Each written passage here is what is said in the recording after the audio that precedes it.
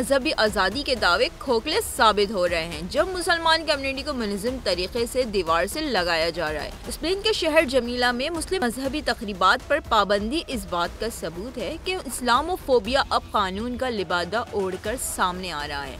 जमीला शहर में Muslim community के मजहबी तकरीबात पर पाबंदी आयद कर दी गई है, जिसे माहिरीन ने वाज़े इस्लामी फोबिया करार दिया है। अवामी स्पोर्ट्स सेंटर, जहां मुसलमान बरसों से ईद उल फितर और ईद उल अज़हा के इज्तिमा मुनक़्क़िद कर रहे थे, अब सिर्फ खेलों या बल्दिया की मंजूर शुदा तकरीबात तक महदूद कर दिए गए हैं। ये फैसला हुकूमत ने इंतहाई दाएं बाजू की जमात वॉक्स की तजवीज़ पर किया है, जिसे ईसाई इक़्तिदार के तहफ़्फ़ुज़ की कामयाबी के तौर पर पेश किया जा रहा है। वॉक्स पार्टी और दीगर हल्के इसे मुकामी शनाख्त की हिफाजत से जोड़ रहे हैं, लेकिन इंसानी हुकूक के कारकुनान और मुस्लिम कम्युनिटी ने इसे मजहबी आज़ादी की खुली खिलाफ वर्जी करार दिया है। इस फैसले पर मुल्क और अवामी सतह पर शदीद तनकीद की जा रही है। अक़वाम मुत्तहिदा के नुमाइंदे बराए इस्लामोफोबिया और स्पेन के वज़ीर बराए महाजरीन ने भी इस पाबंदी को गैर आईनी, मुतसाबिना और शर्मनाक करार दिया है।